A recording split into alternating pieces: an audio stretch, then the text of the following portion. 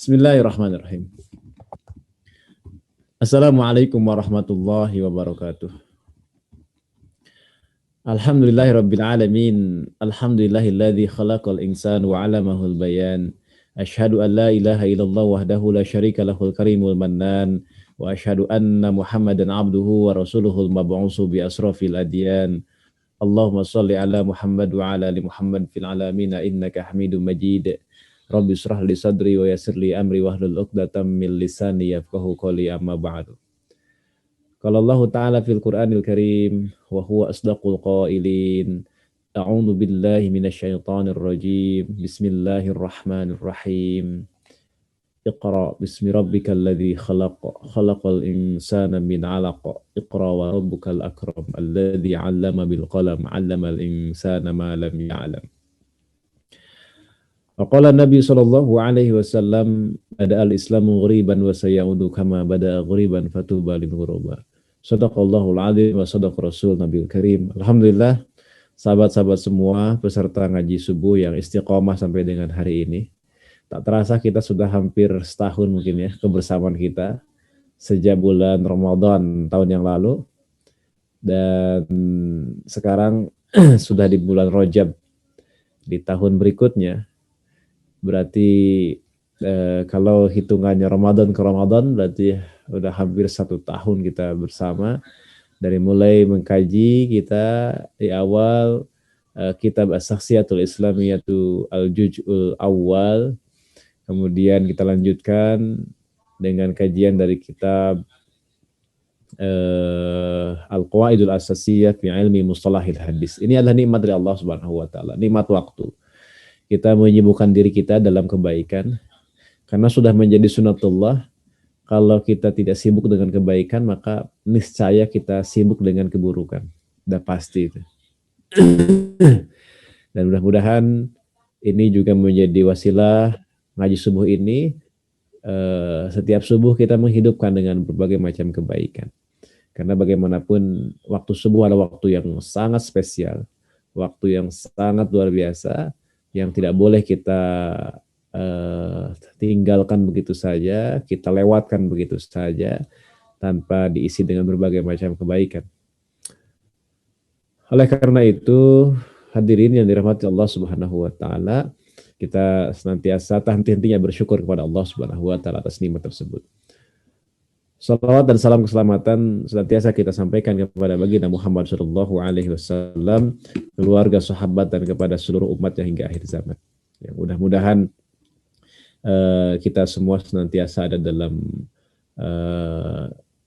kebaikan dan senantiasa ada dalam cintanya kepada Nabi Muhammad sallallahu alaihi wasallam. Karena bagaimanapun kita ini belajar hadis setiap waktu subuh di hari Rabu ini, pada muaranya kan kita hendak terus mengikuti jejak langkah dari baginda Muhammad sallallahu alaihi wasallam. Kita sedang merangkai dan merajut cinta kita kepada Nabi Muhammad sallallahu alaihi wasallam. Jadi belajar hadis tapi tidak tambah cinta kita pada Nabi, itu ada yang aneh, ada sesuatu yang salah. Harusnya dengan belajar hadis itu makin tertanam rasa cinta kita kepada baginda Muhammad sallallahu alaihi wasallam. Ya. Semakin kita terus mengkaji hadis Nabi sallallahu alaihi wasallam, maka semakin kita rindu untuk berjumpa dengan baginda Nabi sallallahu alaihi wasallam. Semakin kita mengkaji hadis-hadis Nabi sallallahu alaihi wasallam, maka kita semakin merindukan mendapatkan syafaat dari beliau sallallahu alaihi wasallam. Mudah-mudahan kita termasuk umat Nabi Muhammad sallallahu alaihi wasallam yang mencintai sunnahnya, dan karena kita mencintai sunnahnya, kita juga mencintai baginda Nabi sallallahu alaihi wasallam, dan karena kita mencintai baginda sallallahu alaihi wasallam, maka kita dihimpun bersama dengan beliau. Karena kata beliau, anta ma'aman ahbabta, engkau akan bersama dengan siapa yang engkau cintai. Mudah-mudahan kita bisa bersama dengan beliau sallallahu alaihi wasallam di surganya kelak. Amin ya Allah ya rabbal alamin. Sahabat-sahabat semua, para santri online, santri virtual di pesantren ngaji subuh ini, Alhamdulillah ini adalah edisi yang ke-26 untuk kajian hadis dari kitab Al-Qawaidul Asasiyah fi Ilmi Mustalahil Hadis. Jadi ini edisi yang ke berapa? 26. Berarti kalau kita hitung berdasarkan berdasarkan bulan, ya tinggal dibagi saja, 26 dibagi 4 ya. Dan tentu saja ada beberapa yang kita ada bolong ya, kalau nggak salah 1 atau apa gitu ya, yang saya berhalangan untuk hadir. Alhamdulillah berarti lebih dari 6 bulan ya, kita sudah masuk ke bulan ke-7 alhamdulillah. Di kitab yang tipis ini, Allahu Akbar, kitab tipis ya, yang kalau saya bacakan mungkin dari awal sampai akhir ya tidak akan sampai memakan waktu berjam-jam kalau sekedar dibacakan. Dan kalau Ivan sekalian juga hanya sekedar mendengarkan bacaan, insya Allah tidak akan membutuhkan waktu sampai berbulan-bulan. Tapi faidahnya tentu akan semakin kecil. Ya, hanya mendapatkan riwayat bacaan tentu sangatlah kecil. Ya. Oleh karena itu, hadirin yang dirahmati Allah Subhanahu wa Ta'ala, ini satu hal yang luar biasa, keistiqomahan dari semuanya. Saya selalu melihat ya, yang hadir di ruang virtual ini ada sebagiannya yang nama-nama yang dari awal ada, terus ya alhamdulillah Allah anugerahkan istiqomah ya, mudah-mudahan kita senantiasa diberikan keistiqomahan. Kadang-kadang kita sering berdoa ya Allah mudah-mudahan kita istiqomah, atau kita juga mendoakan orang lain, semoga kamu istiqomah ya. Pernah gak kira-kira kita mentadaburi apa itu istiqomah? Ya Allah, istiqomah itu anugerah yang sangat indah itu ya, anugerah yang sangat indah. Jadi kita ini kan sampai sekarang masih berislam, beriman, itu karena istiqomah kita. Makanya kan kata Nabi, setelah engkau beriman itu, maka perintah Nabi apa? Summastaqim, maka istiqomahlah. Jadi setelah kita memulai dengan satu kebaikan, maka summastaqim, ya, istiqomahlah. Setelah kita terlahir dari rahim ibu kita yang muslim, kita menjadi seorang muslim, maka summastaqim, istiqomahlah. Istiqomah dalam belajar, istiqomah dalam mengkaji, istiqomah dalam berdakwah. Allahu Akbar. Ini nikmat yang sangat luar biasa ya, nikmat yang sangat luar biasa. Istiqomah itu. Nah, bagi wafilah sekalian yang mungkin baru gabung di tengah-tengah atau baru gabung akhir-akhir, enggak apa-apa. Silahkan disimak kajian-kajian di ngaji subuh ini karena tersimpan dengan baik di ruang YouTube ya, kecuali ada yang menghapusnya.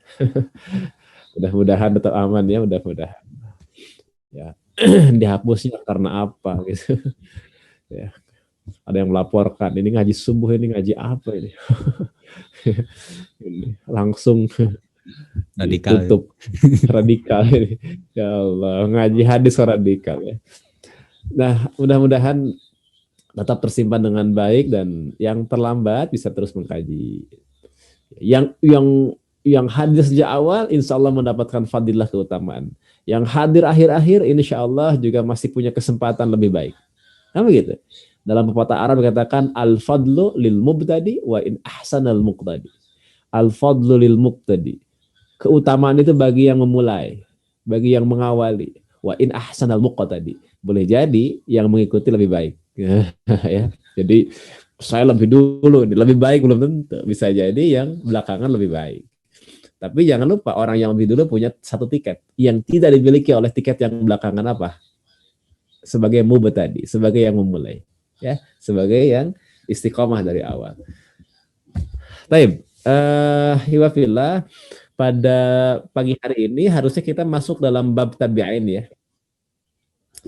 Alhamdulillah di kitab Al-Qawaidul Asasiyah fi Ilmi Mustalahil Hadis itu kita sudah menyelesaikan bahasan tentang sahabat radhiyallahu anhum dalam 2 sesi kalau tidak salah. Kita membahas sahabat dalam 2 pertemuan. Alhamdulillah tuntas ya. Dan terakhir kemarin kita membahas berkaitan dengan sahabat dari berbagai sisinya. Ya, kita membahas tentang sahabat yang paling utama, sahabat yang as-sabiqunal awwalun, ya, yang pertama-pertama masuk Islam, sahabat yang dijamin atau diberikan kabar gembira untuk masuk surga. Kemudian juga ada sahabat yang al-muftuna minas sahabat, yakni orang-orang yang terkategori atau sahabat yang terkategori para mufti, ya. Al-muftuna minas sahabat, para mufti di kalangan para sahabat. Kemudian kita juga sudah bahas tentang siapa yang paling akhir, ya, wafatnya, dan yang terakhir adalah as-sahabatu al-mukthiruna li riwayatil hadis.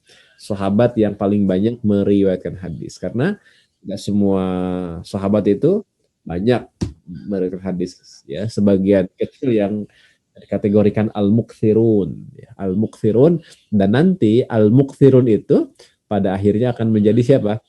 Akan menjadi rujukan, maroji, yang nanti akan melahirkan murid-muridnya di kalangan para tabi'in. Kemudian murid-muridnya di kalangan tabi'in nanti punya murid lagi di kalangan di bawahnya, murid lagi di bawahnya, termasuk tabi'ut tabi'in dan seterusnya. Dan itulah yang disebut dengan poros sanad atau madarul isnad. Baik, Iwafillah, sekarang kita akan masuk ke tema selingan dulu. Seperti biasa, kita selalu refreshing. Ya. Refreshing kita adalah ganti tema atau pilih tema-tema tertentu yang memang masih relevan sebenarnya. Ya. Terakhir kita refreshing tema mengenal kitab-kitab hadis. Ya. Itu belum tuntas. Nanti kita akan mengenal manhaj kitab hadis. Nanti ada di bahasan berikutnya.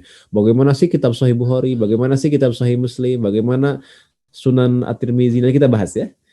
Secara khusus manhaj kitab-kitab hadis tersebut. Nah, sekarang kita akan refreshing dulu ke tema tentang ahli bid'ah. Ya, ahli bid'ah. Apakah ahli bid'ah itu diterima periwayatannya?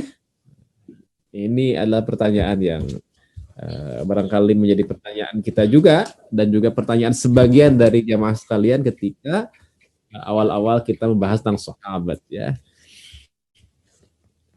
Baiklah, sebagai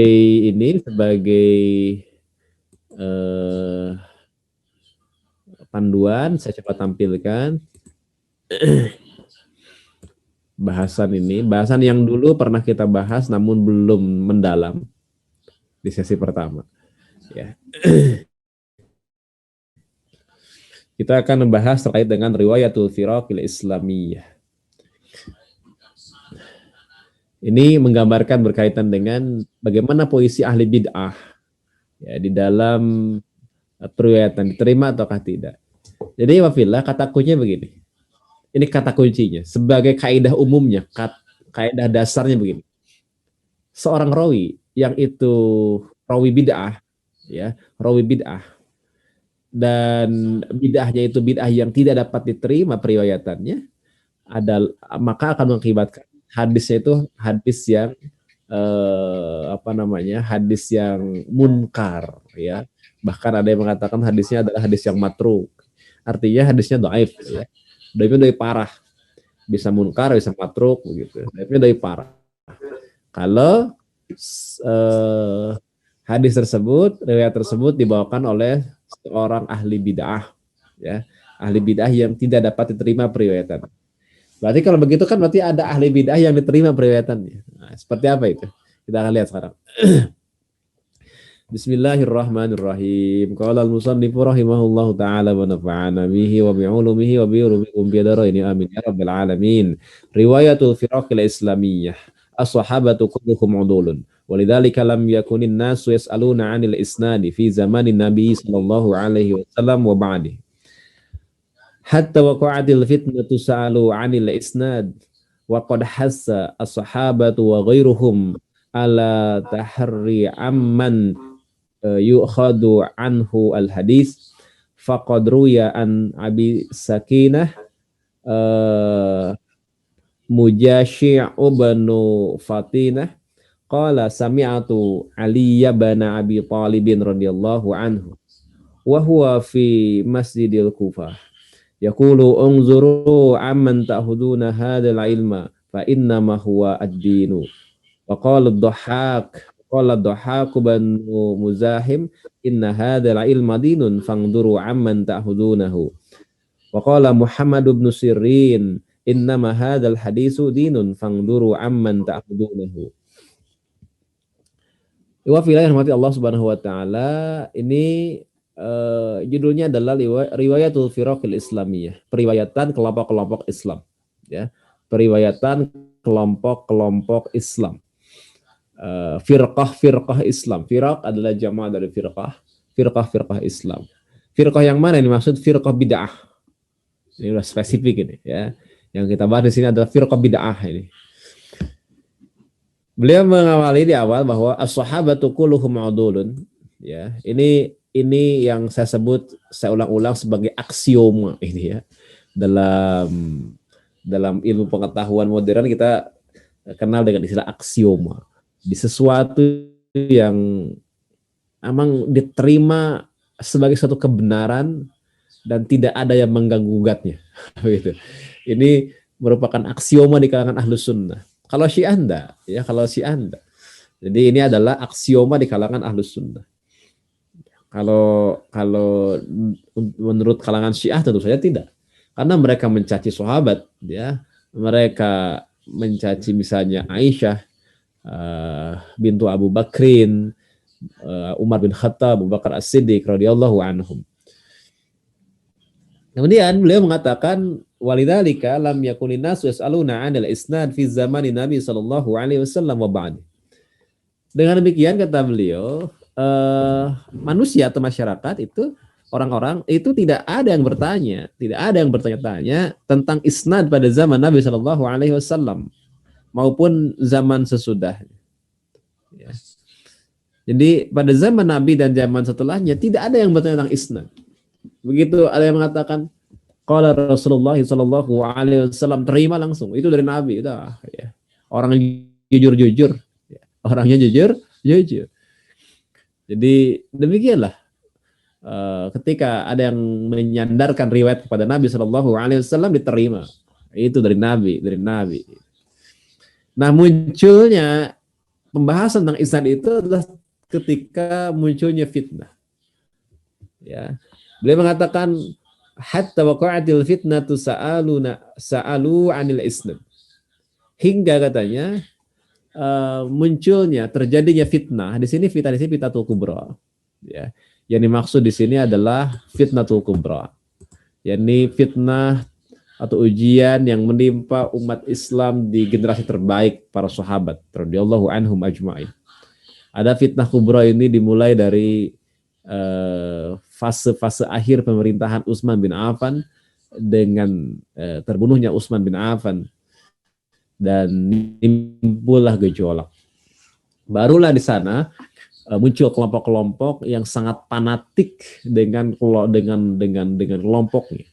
Ya, muncullah kelompok-kelompok yang pengikutnya itu sangat fanatik dengan kelompoknya, membela secara membabi buta, dan kemudian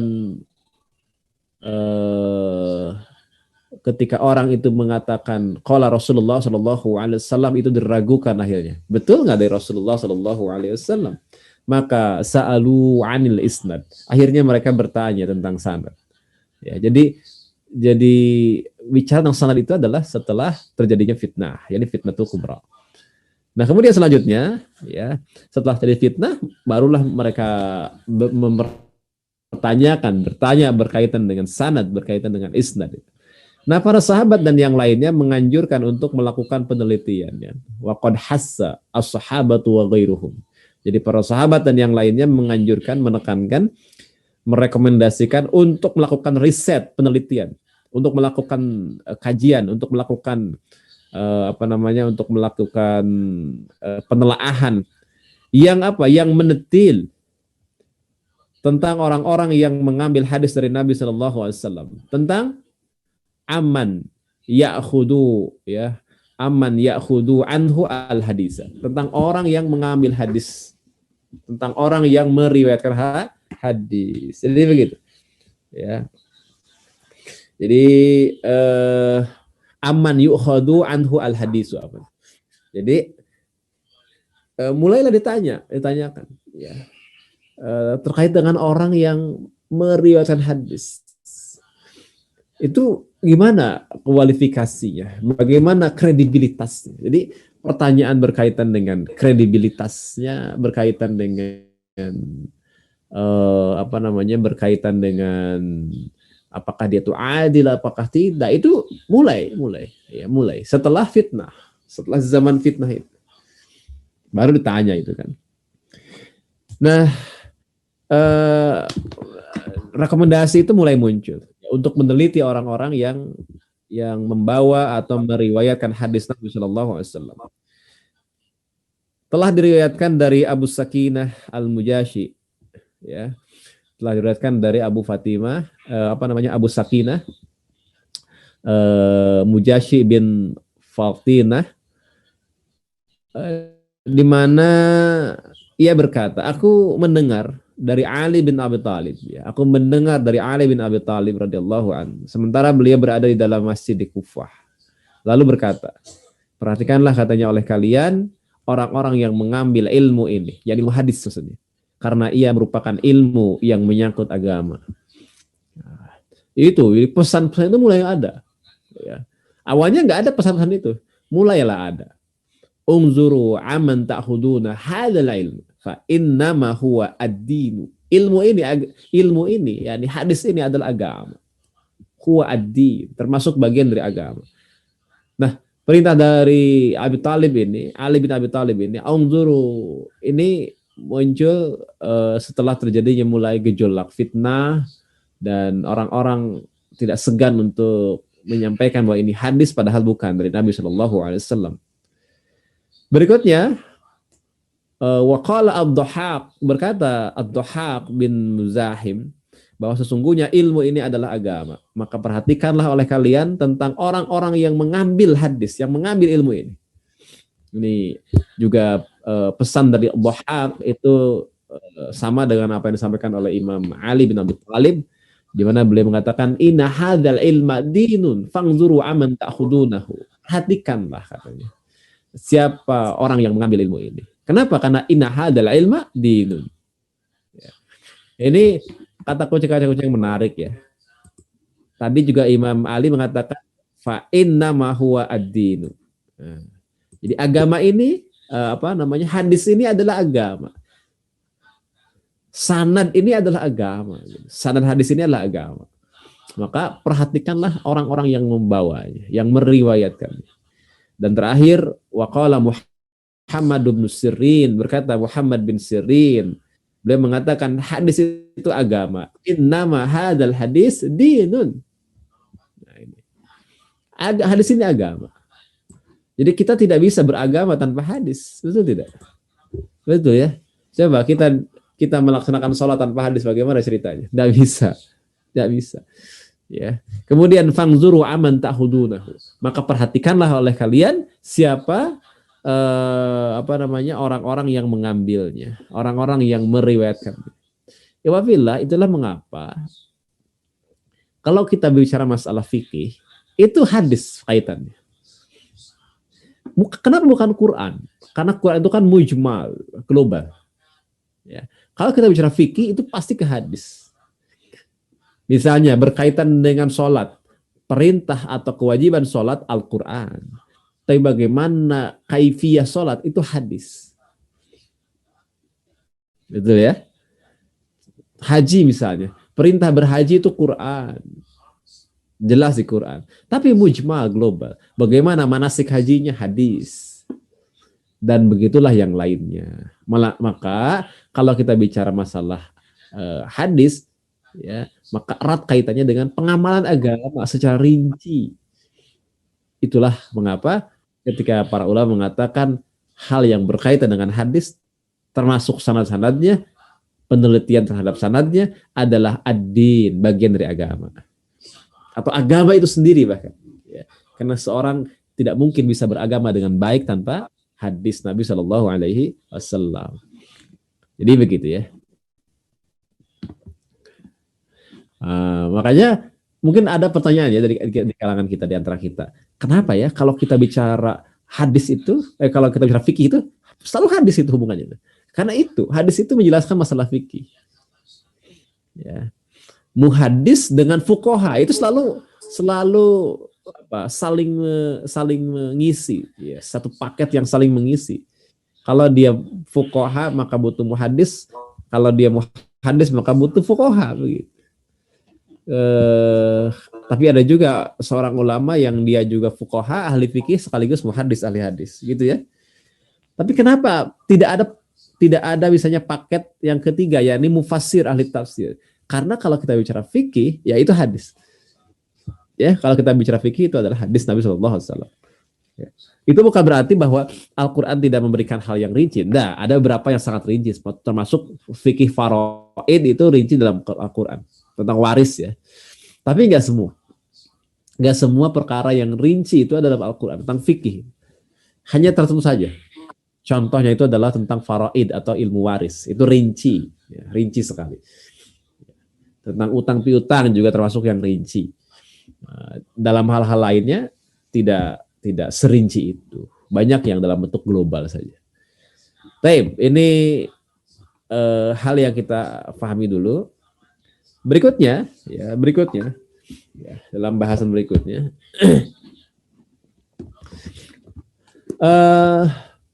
dalam bahasa berikutnya, beliau melanjutkan begini. Wa qad hadatsat ba'dal fitnati firaqun islamiyyatun i'tanaqat ara'an jadidatan. Wa kana attabi'u hadhihi al-firaq yad'una annahum yastanbituna hadhihi al-ara'i allati i'tanaquha minan nususi syar'iyyati hatta tasbaha ara'an islamiyyatan. Wa hinna kanat ta'uzu ba'dahum al-hujjah wala yujadu fin nususi syar'iyyah ad-dalila ala ra'yi alladhi yarahu kana yada'ul haditha alladhi yu'ayyidu ra'yahu wa yanzabuhu li Rasulillah sallallahu alaihi wasallam wa kana ba'duhum tahmiluhu da'watu illa firqatihi wa targhibi fiha awid da'wah illa ara'ihi wa targhib fiha ala wad'i ma yuhassinuha minal ahadis. Iwa billah dirahmati Allah Subhanahu wa taala, pada bagian selanjutnya beliau melanjutkan begini ya. Bahwa setelah timbulnya fitnah, muncullah kelompok-kelompok Islam yang menganut pendapat-pendapat baru. Wa qad haddatsat ba'dal fitnah firaqun islamiyyatun ya. Jadi beliau mengatakan bahwa setelah terjadi fitnah kubro itu, ya, maka ada atau muncullah yang disebut dengan firaqun islamiyatun, kelompok-kelompok Islami. Ya. Namun, nah ini, kenapa dikatakan sebagai firaq atau firqah yang bid'ah tadi? Kenapa? Karena i'tanaqat ara'an jadidatan, karena ia meyakini ara yang jadidah. Ya. Mereka, kelompok-kelompok ini mengakui atau mereka menganut pendapat-pendapat yang baru. Ya. Mereka meyakini menganut pendapat-pendapat yang baru. Kelompok-kelompok ini mengakui bahwa mereka mengistinbatkan pendapat-pendapat yang dianutnya dari nas-nas syara' sehingga menjadi pendapat-pendapat yang Islami. Gitu. Jadi mereka mengklaim mereka itu yastanbituna hadhil ara' allati i'tanaquha minan nususi syar'iyyati hatta tasba'a ara'an islamiyyatan. Ya. Jadi mereka mengklaim bahwa itu digali dari nas-nas syar'iyyah hingga jadilah pendapatnya merupakan pendapat yang Islami. Ketika sebagian mereka sulit memperoleh suatu hujjah, mereka sulit mendapatkan suatu hujjah itu ya, atau dalil, bukti, dengan tidak ditemukannya nas-nas syara' sebuah dari nas-nas syara' mungkin untuk melegitimasi apa yang menjadi pandangannya, ya, dia tidak menemukan dalilnya terhadap pendapat yang menjadi pandangannya, maka dibuatlah hadis yang mendukung pendapatnya. Itu dia awal mula fitnah itu di situ. Yang awal mula fitnah yang menimpa dunia perhadisan itu di situ. Lalu menisbahkan kepada Rasulullah Shallallahu Alaihi Wasallam. Nah, ini musibah ya fillah. Kita kasih tanda ya bahwa munculnya firaqun Islamiyah itu sebenarnya nggak masalah.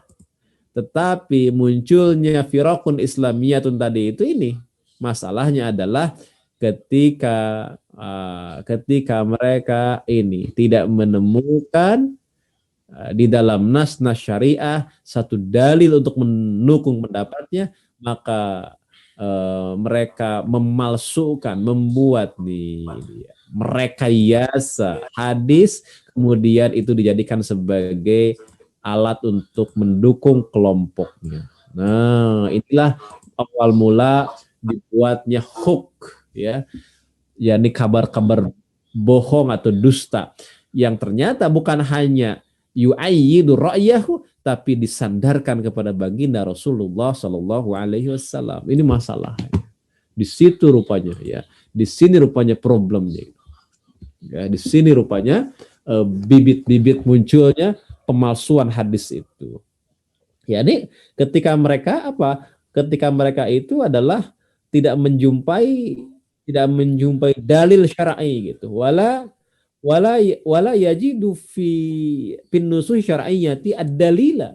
Mereka tidak menjumpai, tidak menemukan pada nas-nas syar'i ad-dalila, jadi dalil. Oleh karena itu, tentu saja mereka tidak punya hujjah ya untuk mendukung pendapatnya ala ra'yi alladzi yarahu, yang itu sesuai dengan pandangannya, dengan pendapatnya. Oleh karena itu, mereka kana yada'ul hadisa alladzi yu'ayyidu ra'yahu. Mereka merekayasa, membuat, memalsukan hadis alladzi yu'ayyidu ra'yahu. Untuk apa? Untuk mendukung pendapatnya. Dan parahnya adalah menisbahkan kepada li Rasuli sallallahu alaihi wasallam. Begitu. Ya, dinisbahkan kepada baginda Rasulullah sallallahu alaihi wasallam. Nah, ini awal mulanya.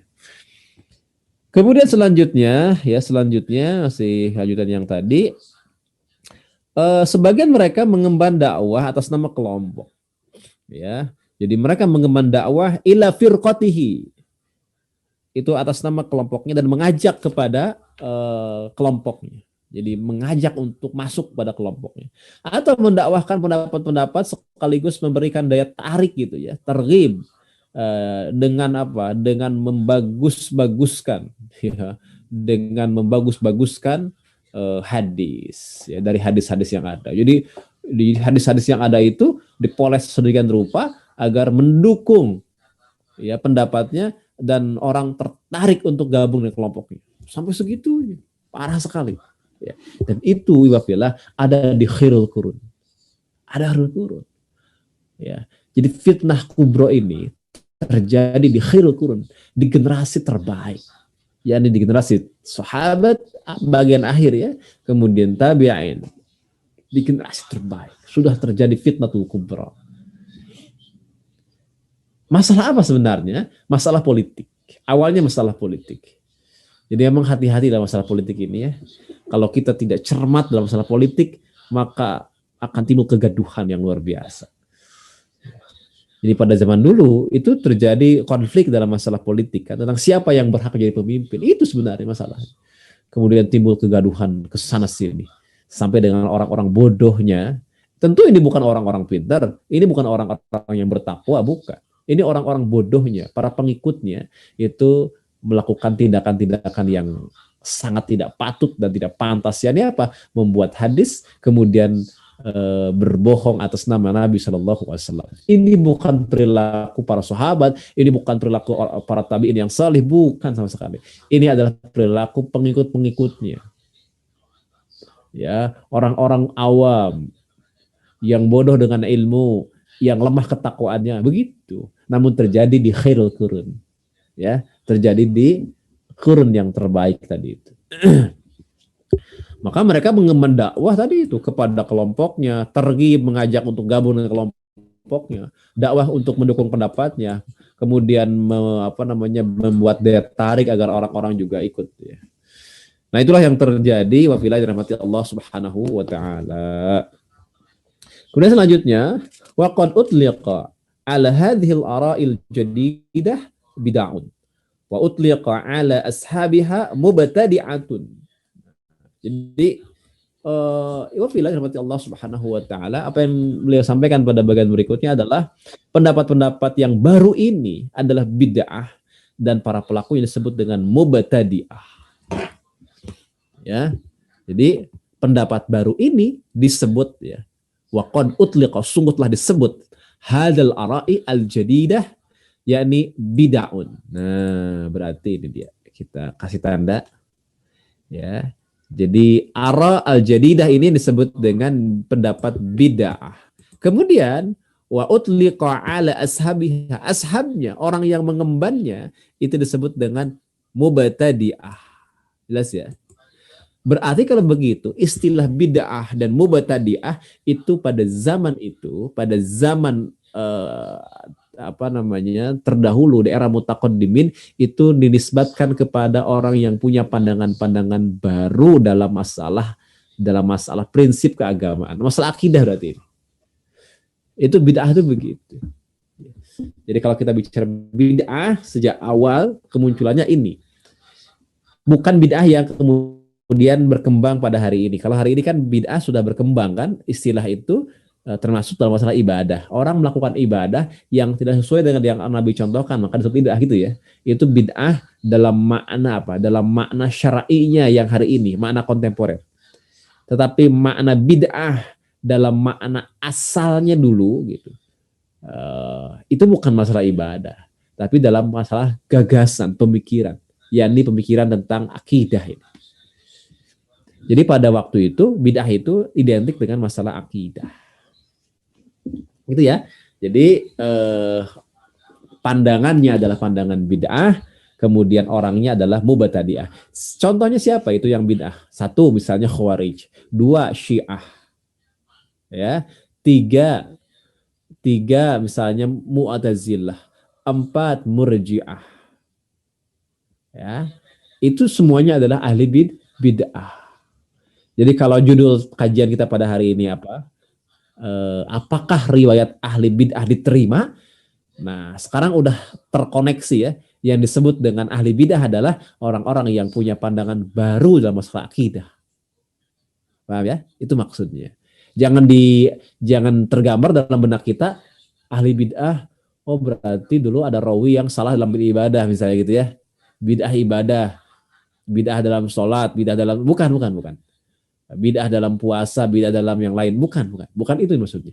Yang disebut dengan riwayat ahli bid'ah di situ adalah Syiah, Khawarij, kemudian Mu'tazilah, Qadariyah, Murji'ah, itu semua adalah kelompok-kelompok bid'ah, Jahmiyah gitu.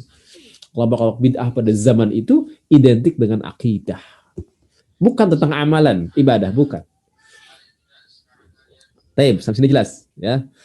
Kemudian beliau melanjutkan walidzalika kana as-sama'u min haula'i mawdi'an nazarin wa kanat riwayatuhum lil hadisi mawdi'u bahsin wa hunaka tafsilun fi sya'nihim fal mubtadi'u alladhi yakfuru bi bid'atihi fala iskala fi raddi riwayatihi. Nah, ini baru ke poin-poin ini.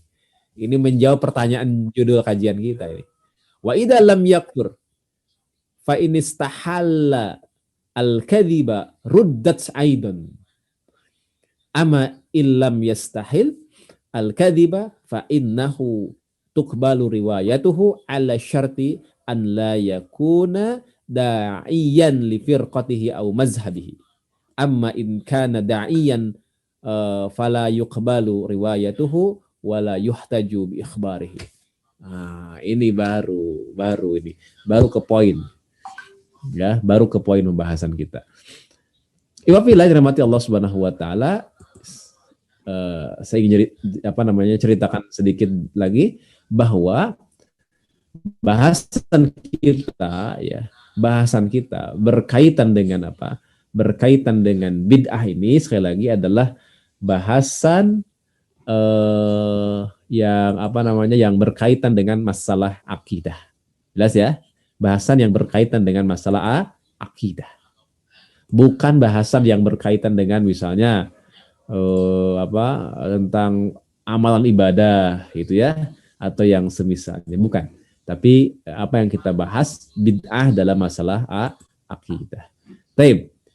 Ya, itu poinnya. Nah, sekarang kita akan masuk ke jawaban atas pertanyaan judul kajian kita pada subuh kali ini, ya, pada pagi hari ini. Nah, mendengar berita dari mereka merupakan masalah yang perlu dilakukan penelitian. Ya, jadi walidzalika kana as-sama' min haula'i maudhi'un nadharin. Jadi as-sama' atau mendengar berita dari mereka itu adalah merupakan topik yang perlu pembahasan, perlu nazar, perlu penelitian, ya. Kemudian beliau mengatakan periwayatan mereka tentang hadis merupakan topik yang perlu dibahas. Nah, ini ya. Jadi riwayatum lil hadis mau diubahasin. Periwayatan mereka dalam masalah hadis ini perlu dibahas. Dan kata beliau di sana terdapat rincian mengenai keadaan mereka. Wa hunna katafsilun fi sya'nihim. Ya, ada tafsil, ada perincian-perincian fi sya'nihim pada kondisi mereka.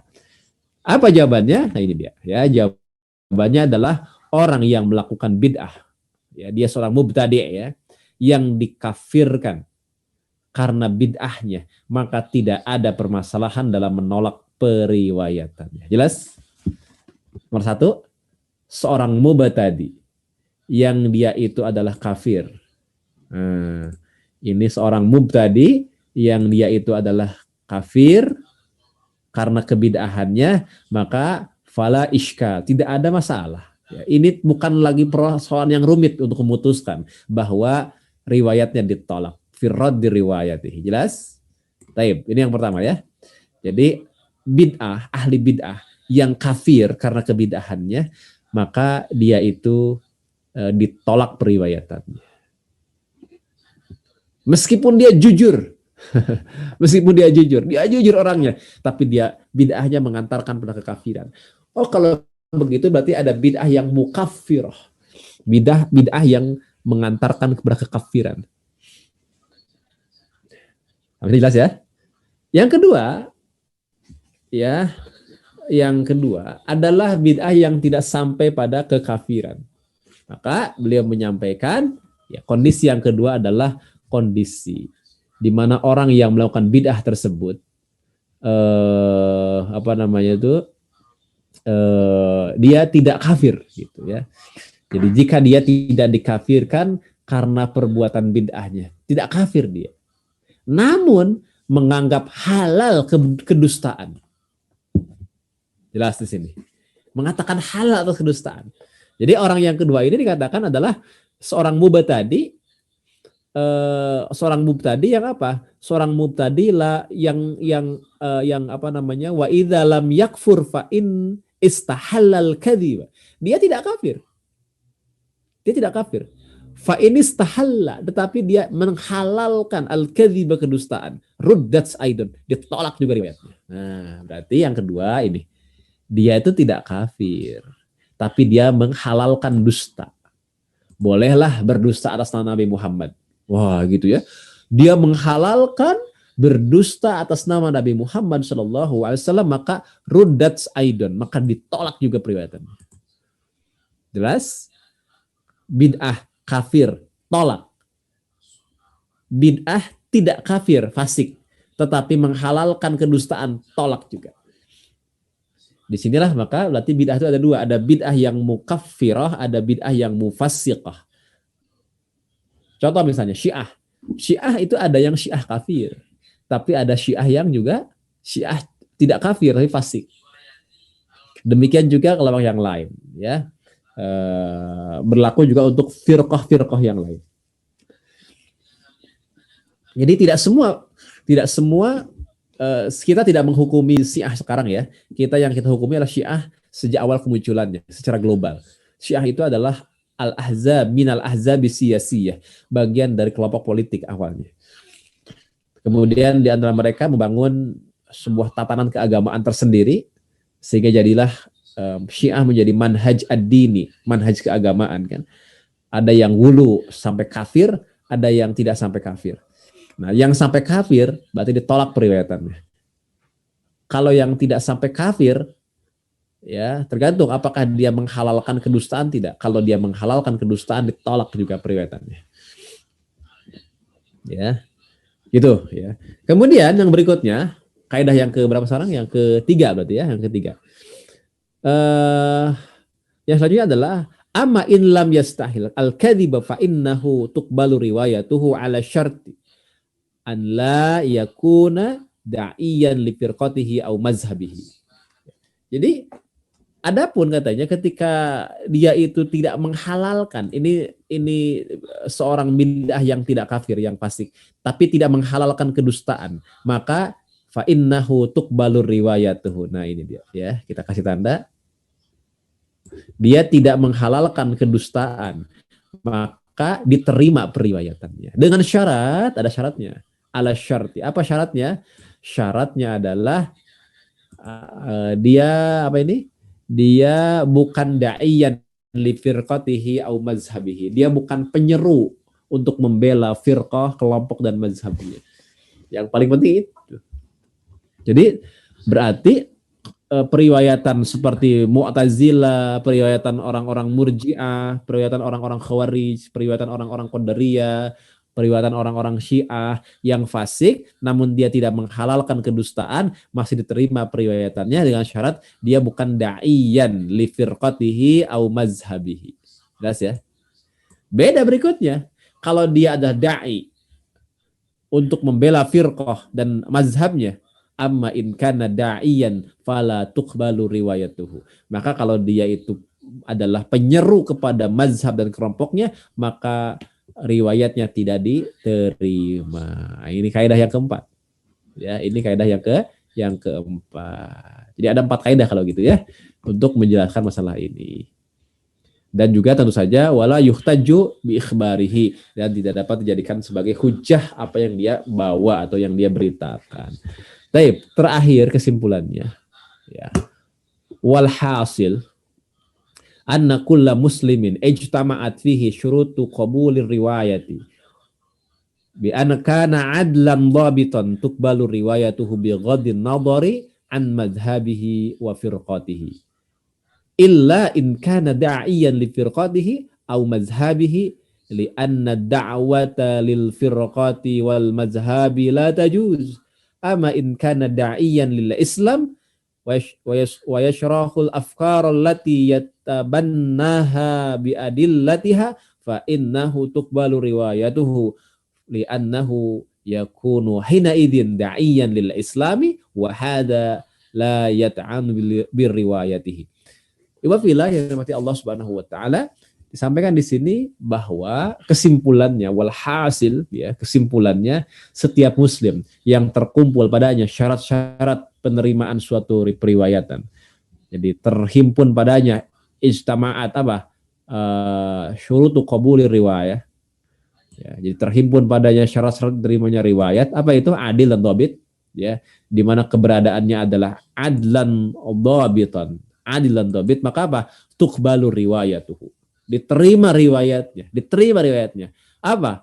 Bighadin nadhari an mazhabihi wa firqati, tanpa lagi memandang mazhab dan firqahnya. Jelas ya? Jadi diterima tuqbalu riwayatuhu bighadin nadhari an mazhabihi wa firqati, tanpa lagi memandang mazhab dan firqahnya. Yang penting adil dan dhabit. Ya. Begitu, ya. Beda kalau dia kafir, jelas ditolak. Beda kalau dia menghalalkan kedustaan, jelas ditolak. Demikian juga kalau dia menjadi da'i. Ya. Kecuali katanya dia adalah da'iyan li firqatihi au mazhabihi. Nah, kecuali kalau dia itu adalah da'i, penyeru kepada firqah dan mazhabnya. Karena li'anna da'wata lil firqah wal mazhab la tajuz. Ya. Dakwah kepada firqah dan mazhab itu nggak boleh, haram hukumnya.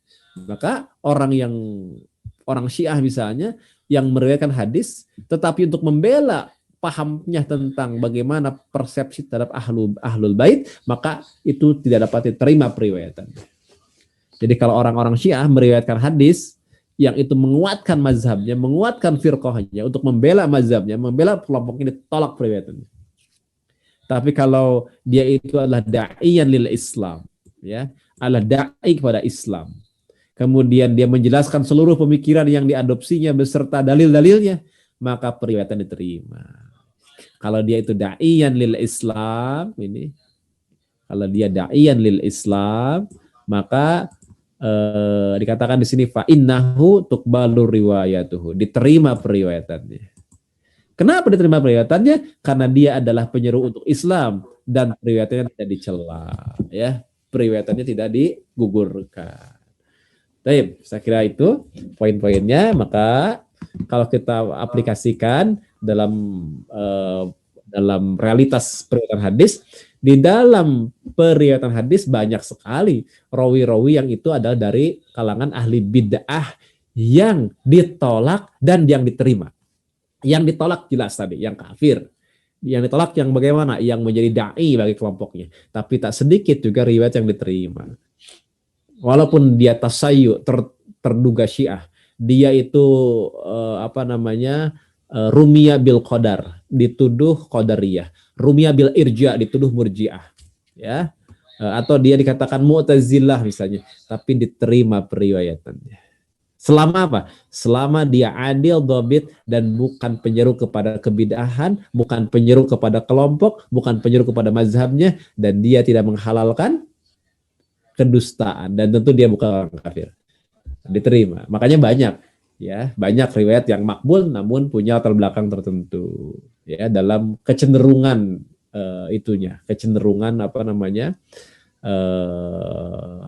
dari sisi paham akidahnya. Nah, itulah kurang lebih penjelasan berkaitan dengan apakah riwayat ahli bidah diterima. Jawabannya diterima dengan syarat, ditolak dengan ketentuan, ya. Kalau dia kafir, dia menghalalkan kedustaan, dia itu ya fasik tapi menghalalkan kedustaan. Yang ketiga, dia itu menjadi penyeru kepada kelompoknya, tolak. Tapi kalau dia tidak kafir, kemudian fasik yang tidak menjadi penyeru kepada orang fasik yang tidak menghalalkan kedustaan, orang fasik fasiknya bukan fasik amal, sekali lagi bukan, ini fasik akidah maksudnya, mufasik di sini. Orang bid'ah yang kemudian tidak menjadi penyeru atau dai untuk kelompok dan mazhabnya, maka tuqbalu riwayatuhu, diterima periwayatan. Gitu ya. Jadi kita harus bisa membedakan, ya, domain bahasa kita apa di sini. Ini atau akidah. Jadi kalau ada kata-kata mufassiqah itu bukan fasik amal. Kalau fasik amal ditolak periwayatannya. Karena syarat seorang adil itu kan adalah apa? Al-muslimul baligul aqilu man salima min asbabil fiski, kan begitu, ya. Seorang muslim balik berakal yang man salima min asbabil fiski, yang selamat dari sebab kefasikan. Berarti orang fasik ditolak periwayatannya. Itu fasik dalam amal itu, ya. Kalau ini punya pandangan yang beda dalam pemikiran, akidah, itu. Jadi kalau kita bicara ahli bid'ah itu udah di situ bahasan di ahli hadis itu. Kita nggak mengenal pembahasan ahli bid'ah kecuali dalam masalah akidah. Ya, itu yang difahami oleh para ulama hadis sejak awal. Ya, kalau ke sini itu sudah bicara istilah bid'ah dalam makna kontemporer kalau sekarang. Udah lain lagi ceritanya, itu nggak kita bahas. Zaman dulu nggak ada soalnya. Yang seperti itu nggak kita bahas. Yang kita bahas adalah zaman dulu yang punya pandangan aneh baru dalam masalah akidah. Baik, saya kira itu mudah-mudahan bermanfaat untuk kita semua. Barakallahu li wa lakum. Assalamualaikum warahmatullahi wabarakatuh.